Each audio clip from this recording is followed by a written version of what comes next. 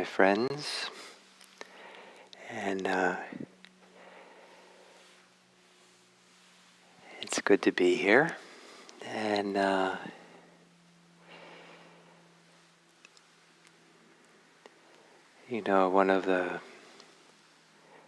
probably one of the primary foundations of my life is the Dharma and Dharma practice.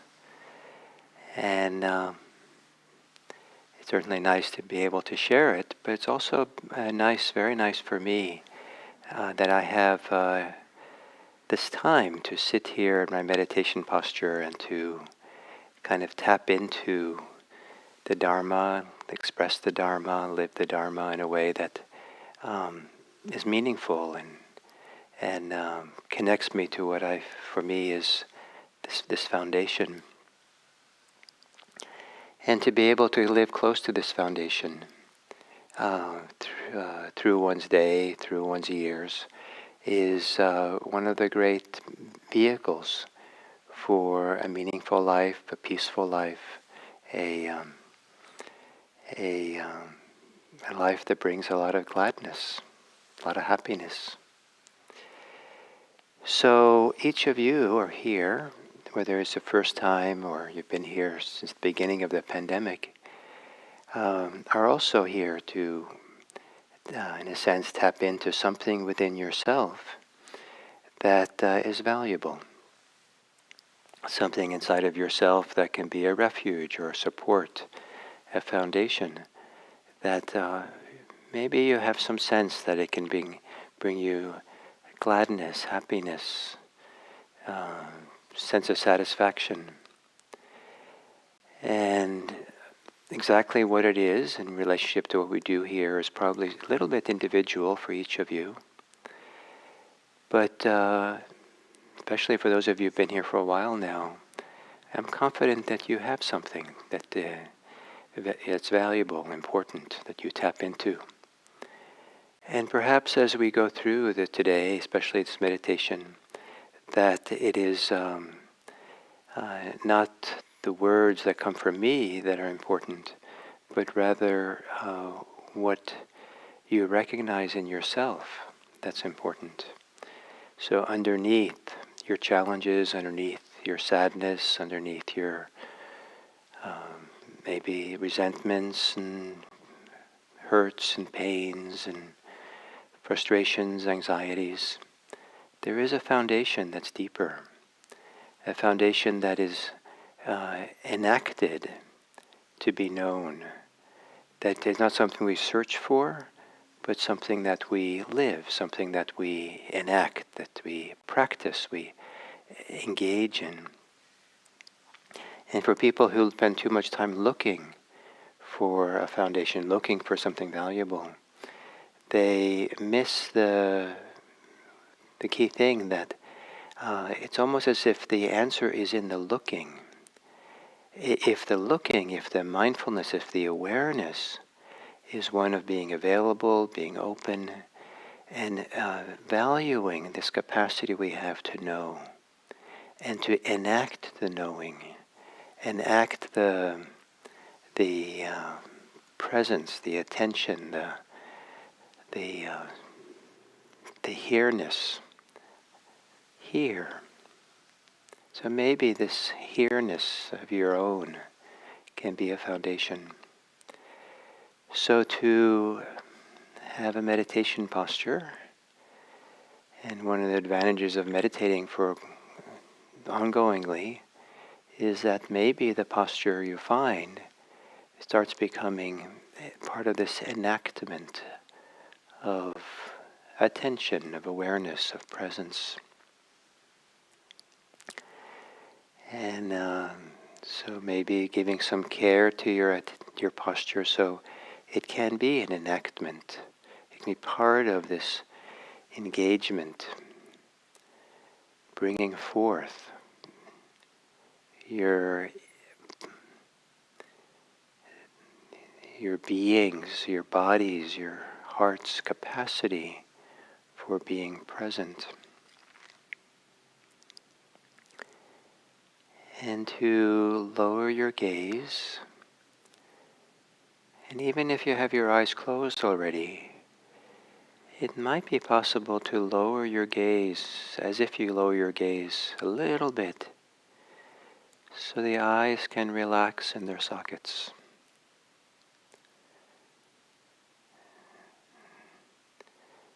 To recognize that the eyes do not have to work when we're meditating.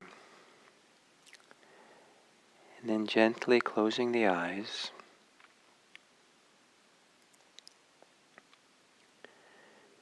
And then slowly and gently taking some fuller in-breaths, maybe 3/4 full, in a slow, gentle way.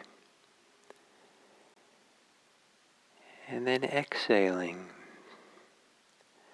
with a longer exhale than usual. When you come to the end of the exhale, maybe there's a way of relaxing that allows the exhale to continue.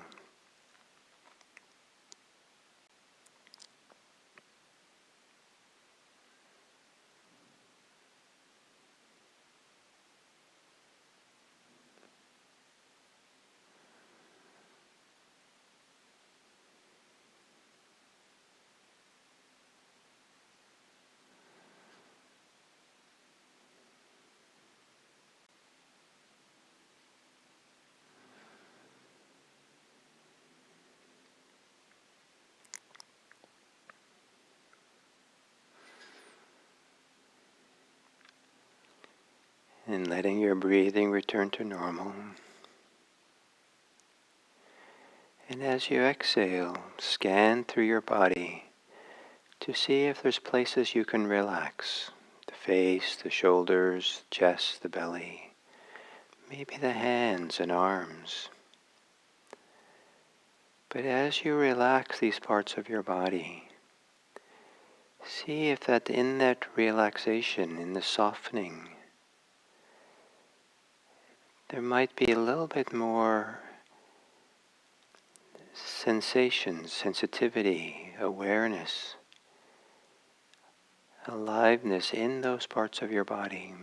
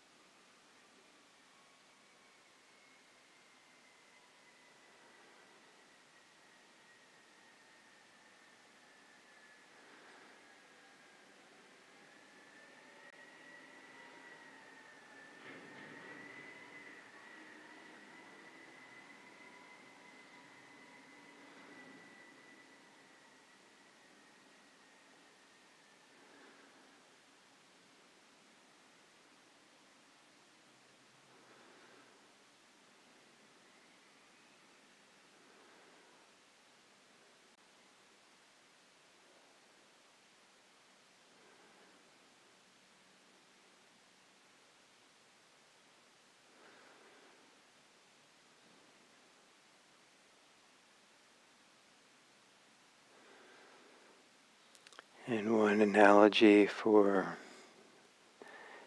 meditation is that the awareness that we enact, the awareness that we abide in,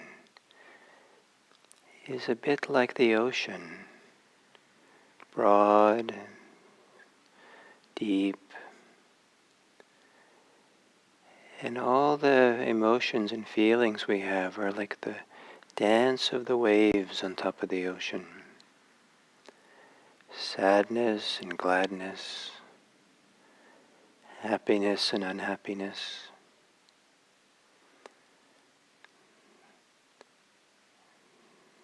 Fear or confidence, anger or love. They all have their place dancing on top of the surface. But rest in the depth, the fullness of your ocean. Rest in the depth in which things appear on the surface.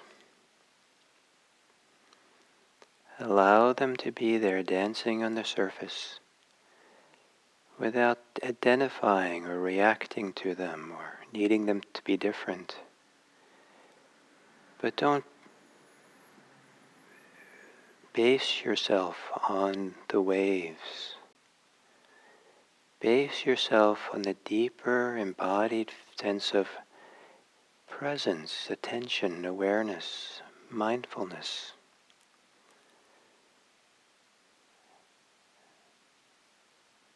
Vast like an ocean. The ocean does not need to identify or be concerned with the shape and the character of the different waves on the surface. They come and they go.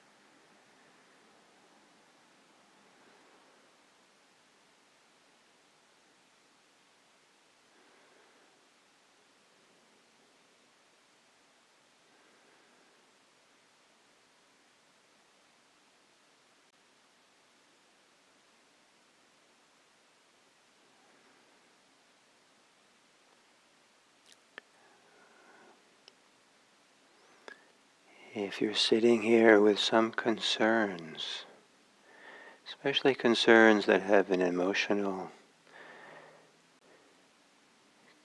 aspect to them, for these minutes, think of them as the waves on the top of the ocean. They're there because of the winds, but that you are not the waves. You're the vast, profound ocean.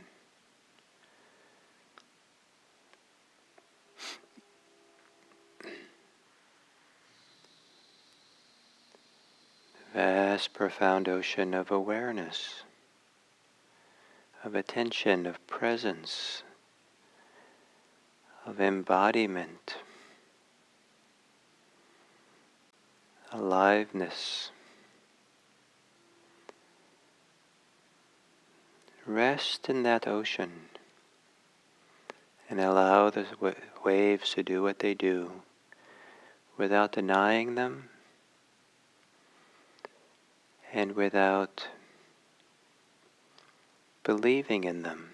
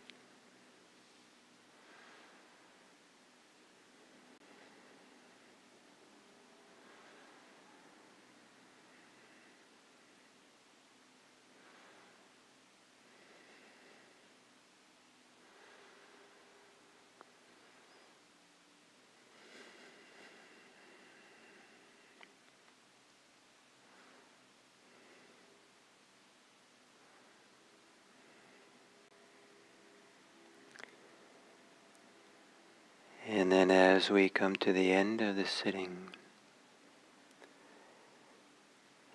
whatever way you're feeling, whatever way you are, maybe for these last couple of minutes you're allowed to be that way. But in that allowance, in allowing and being available, and maybe at the same time, as you allow yourself to be as you are, you can allow for greater sensitivity, greater awareness of others. With the eyes closed, it would just be bringing them to mind. But later today, maybe it's meeting people in person, and to feel or sense or know people from the place of depths within, place of where we enact a sensitivity, a attentiveness, a receptivity, where we feel something different about others than our opinions and ideas and stories.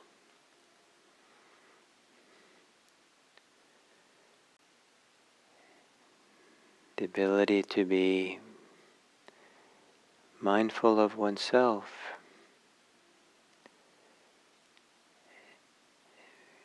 gives us also the ability to be mindful of others. For the humanity of others, for the ways that others suffer and are happy, challenged and successful. May it be that our capacity to feel and know and enact mindfulness allows us to have deeper, richer respect and care, even reverence for others. May we live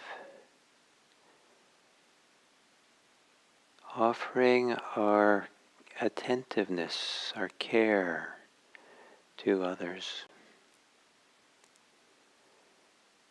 May the expression of this practice in the world be wishing for the welfare and happiness of others.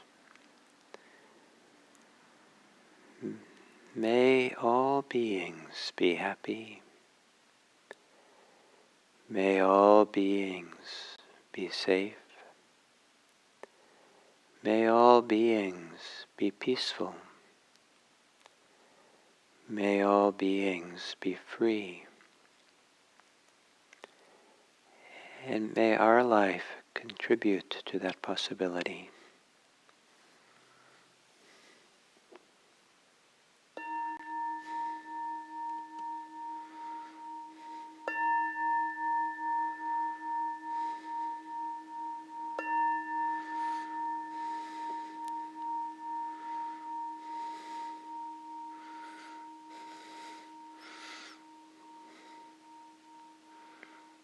Thank you.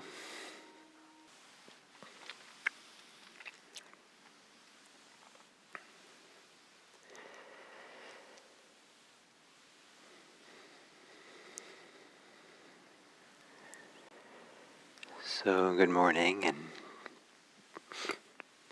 continuing now with this week's series theme of the appropriate and inappropriate, different states, polarities that exist often in relationship to each other, the healthy expressions and unhealthy expressions of these things. And today the topic is gladness and sadness. And there's beautiful, inspiring forms of gladness, and there are gladness which are not so beneficial for us to experience. There are profoundly human and maybe very important experiences of sadness to experience. And there are unhealthy ways of being sad. There's ways that are debilitating. And so to be able to kind of begin teasing apart and seeing that these can take a different shape, form.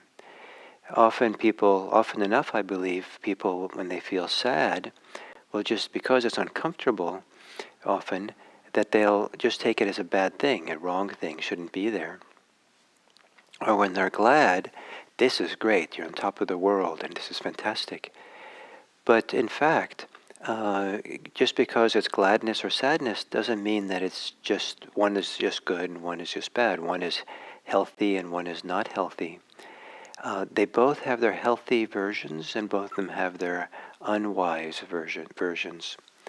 And so to be able to see those is helpful. And the unwise ones, the ones that are not so healthy to have, tend to kind of live together, and as a pendulum swings. They tend to rebound and react to each other and live in relationship to each other. So, for example, a person might feel there's a lot of hope and be really glad and be delighted and by the hope, the possibility of something. And then whatever they're hoping for doesn't work out, and so the pendulum swings, and then they feel really sad, sorrowing, grieving. And to say it that abstractly doesn't maybe get it across, but to say that you really had a lot of hope in the lottery numbers you chose, and so certainly this is the number that you're so glad that you finally had a strong, good feeling. These are the numbers that are gonna, and then they're not the numbers that win the lottery, and so then you feel really despairing, even discouraging, especially because you put a lot of money into that. And so here these live in relationship to each other. It might be hope around another person, hope in a relationship.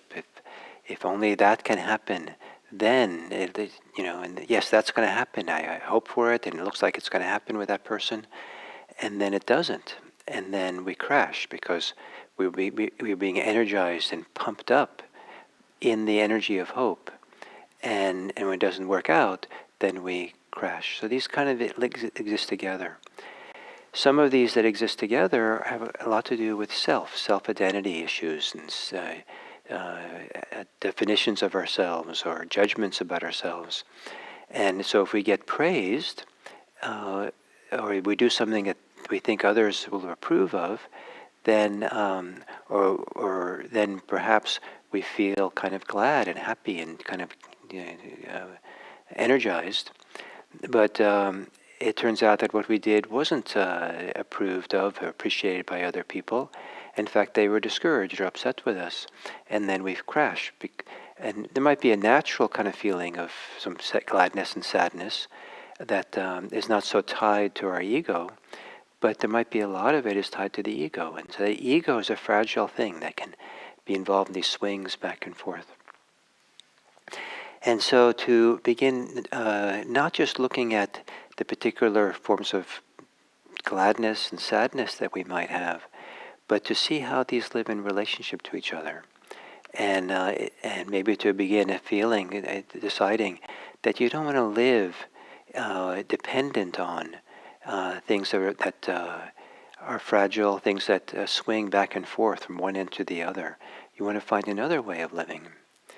And so there's gladness and sadness that comes from another way of living. We feel glad that we have stability, that we're not so pushed around by the opinions of others, or fear of rejection of others, or that we're kind of centered and stable here, content just to be present and not needing a lot. And that gladness, knowing that we're kind of free from a lot of the social drama and games that maybe we were caught up in earlier, can feel like a gladness that it's not necessarily so much a part of a pendulum or a polarity of two different states. It can just be glad itself. Maybe it's a gladness that comes from relief, that I used to be so attached to things and wanting things and spinning out, and now I'm not, and this new state is really good, and there's a gladness to it, or a satisfaction in it. And then there can be a sadness that is just part of the deep part of human life, that is just there because there's been loss, there because of change that is so, that touches us in some deep way. There might be sadness that we disappointed ourselves, sadness that, yes, I was in touch with some deeper way of being and integrity and honesty and inner goodness. And I got distracted or I got afraid. And so then I did something that I never would have imagined I ever would have done. I hurt a friend, I lied, I did something. And now we're sad, disappointed, we hurt someone. And that sadness is just there because there's been pain. Pain, maybe we caused pain. And that's not necessarily a problem. In fact, it might be a sign of our healthiness that we feel certain kinds of sadness. That a life without sadness maybe is not a life. That there's a time and place to feel sad. I remember a story I read many years ago about someone who struggled with a lot of sadness. And the teacher told this person at some point, be a sad Buddha. And after many long period of time trying to sort out and figure out and escape and fix this sadness, this little teaching, be a sad Buddha, allowed the person just to relax and say, okay, this is also, Buddhas can be sad, so okay, I don't have to fight it or judge myself for it. There's time and place for it. And so just because we're sad doesn't mean that something is wrong. It actually can mean that something is right. Sometimes sadness is a fallow time, that something's being prepared inside of us for a new way of being, for a new direction that we're going to go. So a little bit sadness and gladness belongs to the world of evaluation, of figuring out the value of something, the importance of something. So it is a kind of a higher intellectual kind of states than some of the more deeper spiritual states that we can experience. But we have to be very careful what we're evaluating, what we think is important. And then a foundation for healthy forms of, for a foundation for all forms of sadness and gladness we might experience, for Buddhists, is what can be called refuge. That we have a refuge, we have an orientation, we have a understanding, we have a way of seeing, we have a practice that we trust. We have a presence and attentiveness that we trust, that that protects us, that informs us, that guides us, that points us away, that shows us there's a way through everything. No matter what is going on, refuge means there is a way. You might not know what the way is, but if you practice mindfulness, practice meditation, just keep practicing living ethically, the Dharma, your heart will find a way. And so this idea of refuge, the ocean of refuge, the ocean of stability that's underneath the surface waves that come and go, and sometimes there's a high wave, sometimes a low wave, and these are all just a surface manifestation. They're important parts of the ocean, and some people will spend wonderful time and difficult times playing and struggling with those waves. But there is this deeper place of refuge, the foundation for it all. And if you remember that you have a refuge, if you remember you have, you could trust your practice or trust yourself in a deep way, that you don't have to know the way to know that you'll find your way, then you won't have to be so troubled by the waves. You can allow the waves to be there, you can study them, see them carefully, learn from them, learn which ones are healthy and which are not, which are dysfunctional and which are functional. Really important human skill. And you can learn to ride the waves. You can learn not to identify with the waves so much. And learn to trust that there's something deeper here than the waves. There's the refuge. And there's certain stability, certain a home, a companion that always follows you along, that is there to protect you, support you, guide you, even when you don't know what's supposed to happen. You have a refuge, and that refuge can give a lot more clarity and ease around how we navigate and experience the comings and goings of things like sadness and gladness. So you might want to look today, as you go through your day, at small and large versions of sadness and gladness that come up for you. You might not use the word gladness very much. Certain kind of mild joy, delight, a kind of pleasant aliveness. And then sadness can be a whole range of things, from depression to little sorrow to sadness. So just kind of see how these work for you. And can you, and without judging yourself and making it worse, without the ego coming in and with the swings, can you see, do you think that the way that you're, this sadness and gladness, is this really healthy, or does it have a good foundation? Or is it a foundation kind of fragile and weak and maybe even a little bit diluted, like with the lottery ticket, for example? And spend some time looking at this, but remembering that to do it from this foundation of trust, where you appreciate it's valuable to learn about yourself, and be happy that you're learning about yourself. Trust this learning process more than the judgments, oh, I'm wrong, I shouldn't be this way. If you see how you are, then you're on the path.